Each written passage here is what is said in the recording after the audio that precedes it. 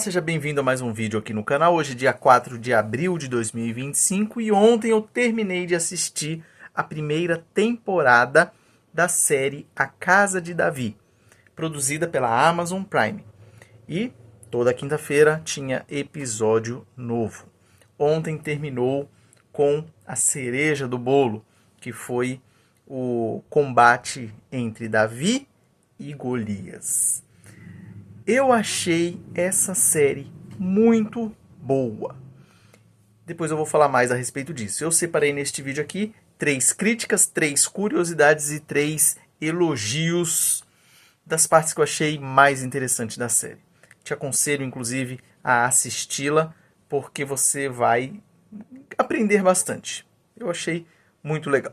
Vamos começar pela crítica, porque geralmente a gente deixa para o final aquilo que a gente quer que fixe na sua memória. Então vou começar pela crítica, porque eu não quero enfatizar muito a crítica. Mesmo porque a crítica aqui é totalmente pessoal, o que eu vou falar. Então deixo aqui os elogios para o final, para que isso que fique marcado aí na sua cabeça. A primeira crítica que eu queria fazer é em relação a alguns atores para determinados papéis. O primeiro deles foi o ator que interpretou Samuel. Eu achei que não foi legal. Eu não estou falando da atuação. Para mim, todos os atores desempenharam um excelente papel. A sua atuação. Eu me refiro aqui ao aspecto físico mesmo. Eu achei que o ator que interpretou Samuel ficou parecendo um sábio chinês. Não parecia um ancião de Israel. Essa é a minha opinião. Foi o primeiro ator que eu fiquei assim com um pouco com o pé atrás ali, não estava batendo muito. O problema foi o segundo, porque é o protagonista. O ator que interpretou Davi, ele não tem nada a ver com a descrição de Davi dada pela própria Bíblia. O ator é muito bom, atua muito bem. Ele é um americano, mas ele tem traços totalmente não de israelita, mas de árabe. Você percebe pelas feições dele que ele parece um árabe. E dá uma olhada na descrição que a Bíblia traz a respeito de Davi. Quando Samuel foi até a casa de Jessé, pai de Davi, estava chamando os seus irmãos para que Deus revelasse quem é que ele ungiria como o rei que sucederia a Saul. Veja lá em 1 Samuel 16:12. Olha o que diz a Bíblia. Davi, ele era ruivo, de belos olhos e boa aparência. O ator que colocaram lá, me desculpa, mas não cumpre nenhum desses requisitos aqui. Não é ruivo e nem de boa aparência e o olho é murcho. Aqui a Bíblia fala que ele tinha uma boa aparência. Nessa, quem acertou foi a Record, que colocou um ator que segue esse padrão. Ele é ruivo e tem uma cara de bonzinho, então ele tem uma cara assim, uma pessoa de boa aparência. Chegou mais perto. A novela produzida pela Record, que é não é aquela específica do Rei Davi, não. Aquilo é um outro ator. Como que é o nome da série? Reis. Acho que é Reis de Israel.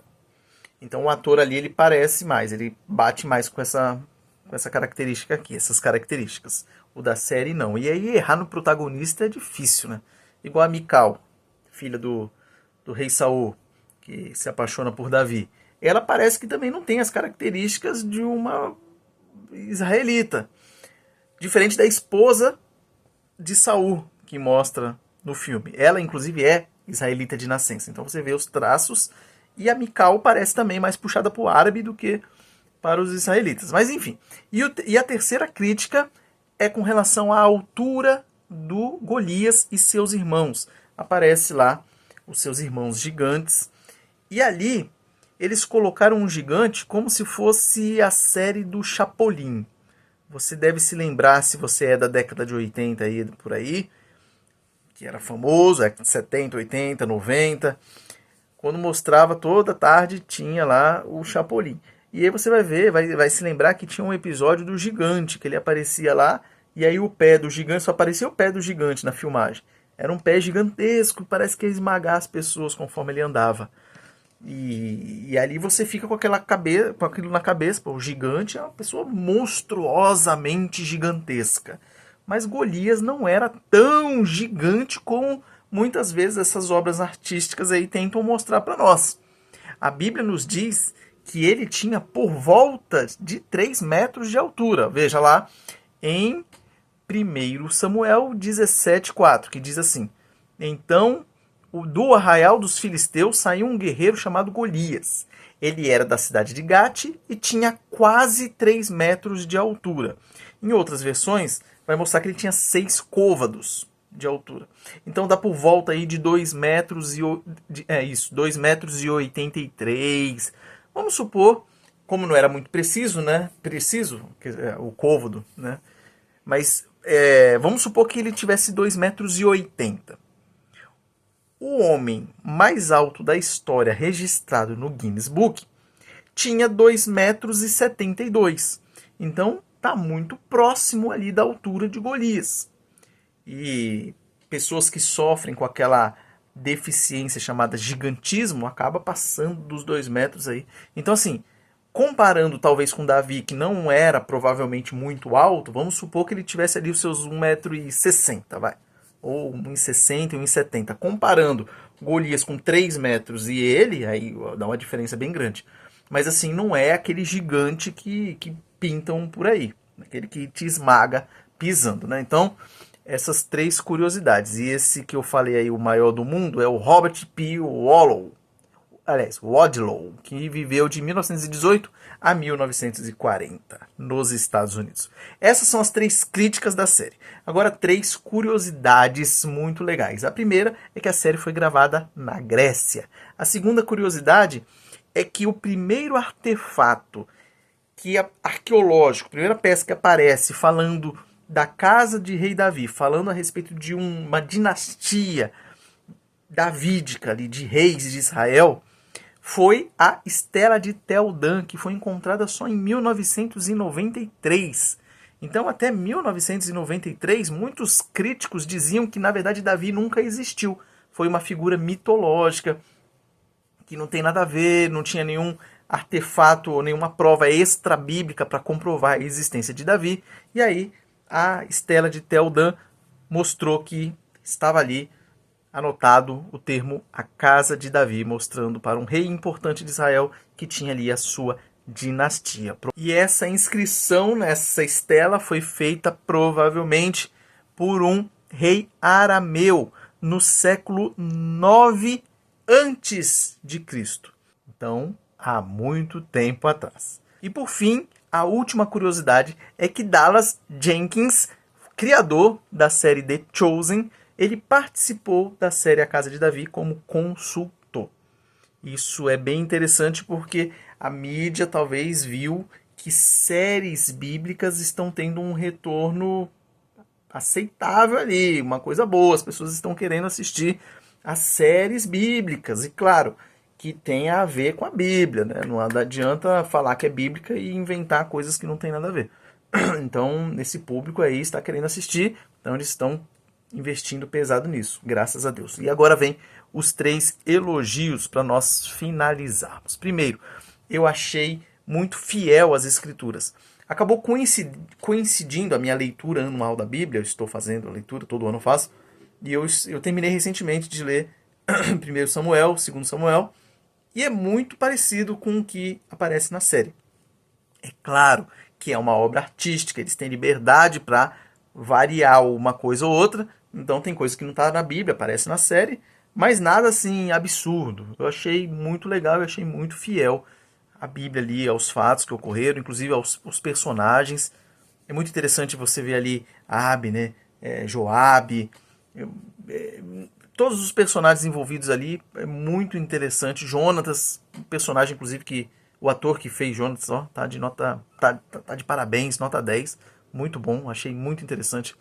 Aí o segundo elogio que eu tenho que fazer são as citações de passagens bíblicas. Ele cita diversas vezes passagens bíblicas e bem literais, inclusive quando Davi está cantando, ele canta os salmos, e ele canta muitos salmos que estão na Bíblia. Salmo 23 ele canta, inclusive. Mas o que mais me chamou a atenção, que eu mais fiquei feliz, foi no último episódio. Se você ainda não assistiu, pare esse vídeo aqui agora e vai lá assistir, porque eu vou falar o spoiler aqui. Então, a parte que eu achei mais interessante, e eu estava torcendo desde o início da série, é que eles colocassem a citação de Davi quando ele vai enfrentar Golias, que, na minha opinião, é uma das citações mais belas de toda a Bíblia. Que foi a seguinte, está lá em 1 Samuel 17, 45 a 47. Davi olha para Golias e diz: Tu vens contra mim com espada e com lança e com escudo. Eu, porém, vou contra ti em nome do Senhor dos Exércitos, o Deus dos exércitos de Israel, a quem tens afrontado. Hoje mesmo o Senhor te entregará nas minhas mãos. Ferir-te-ei, tirar-te-ei a cabeça e os cadáveres do arraial dos filisteus darei hoje mesmo às aves dos céus e às bestas feras da terra. E toda a terra saberá que há Deus em Israel. Saberá toda esta multidão que o Senhor salva, não com espada nem com lança, porque do Senhor é a guerra, e ele vos entregará nas nossas mãos. Olha, até arrepiei de novo. Eu sempre arrepio quando eu leio essa passagem. Eu fico imaginando a cena de Davi entre os dois exércitos, de frente com o gigante Golias, homem nascido na guerra, brabo. Ele vai lá, ninguém com coragem de enfrentá-lo, vai lá, o pastor de ovelhas Davi com as pedrinhas na mão, vai lá e faz um desafio desse para ele. Olha, é de arrepiar. Oi, tô arrepiado até agora.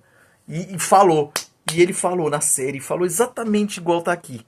Eu achei maravilhoso, maravilhoso, amém. E por fim, é o terceiro elogio, que eu estou amando ver essas produções. Muito bem produzida a série, as imagens, a música, muito bem produzido, os efeitos especiais. Achei muito bem, muito boa a produção. E é bom que aconteça isso. Por quê? Porque Deus passa a ser conhecido por meio dessas obras artísticas. Então muita gente é alcançado por uma série dessa. A gente não sabe o poder que a arte tem para influenciar as pessoas. É um poder muito forte. E nós estamos, infelizmente, rodeados de obras artísticas que me dá até uma coisa ruim falar que é uma obra artística, mas nós estamos recheados de porcaria, de lacração, de progressismo, de quebra de valores, de coisas anticristãs, anti-Deus, etc. Porcarias mesmo, estamos lotados disso. E às vezes não só isso, mas coisa pobre, às vezes sem conteúdo. Lixo, estamos cercados de lixo, afundado em lama. Aí quando aparece um filme igual está sendo produzido, A Paixão de Cristo 2, do Mel Gibson, inclusive recentemente eu assisti o primeiro, Paixão de Cristo, um filme bom esse aí, eu acho que todo crente tinha que ver pelo menos uma vez por ano esse filme aí, principalmente na época da Páscoa, para entender um pouquinho daquilo pelo qual Cristo passou para nos salvar. Mas então está sendo produzido, né? Logo em breve deve ser lançado, Paixão de Cristo 2. Então você tem a série The Chosen, agora você tem essa série A Casa de Davi, que já foi confirmada a segunda temporada. Então vai ter continuidade. Se tiver mais gente assistindo, com certeza vão aumentando as séries. E eu espero que aconteça. Vai aumentando os episódios e as séries. E eu espero que isso aconteça, porque é uma forma de evangelizar. É a história bíblica chegando. Muitas pessoas vão ver a série, vão gostar, vão procurar a fonte. Onde que está a fonte? Tá lá, igual o Senhor dos Anéis. Todo mundo gostou do filme e foi procurar a fonte, os livros lá. Então é a mesma coisa. A pessoa viu lá, nossa, que legal essa série, o gigante e Davi e tal, não sei o quê. Quero ver, onde que está a fonte? Vai lá e vai ler a Bíblia. E às vezes a pessoa tinha a Bíblia em casa e nunca deu valor. Falou, nossa, tem essa história lá? Nem sabia. Minha Bíblia fica aberta aqui em casa, no Salmo 91. Nunca tinha visto, não sabia dessa história. E a pessoa pega lá a Bíblia e vai ler. E é por meio da palavra, o Espírito Santo atuando, que os nossos olhos são abertos para que reconheçamos os nossos pecados, peçamos perdão por eles e creiamos em Cristo como nosso único e suficiente Salvador. Então, estão aqui meus 3 elogios, minhas 3 críticas e 3 curiosidades sobre esta série. Recomendo fortemente que você assista. É muito boa. Mande aí nos comentários se você concorda comigo ou se você discorda de mim, não tem problema nenhum. Se você ainda não é inscrito no canal, se inscreva, aproveite agora, curta, compartilha e vamos avançando aí. Um forte abraço, que Deus abençoe sua vida e até o próximo vídeo.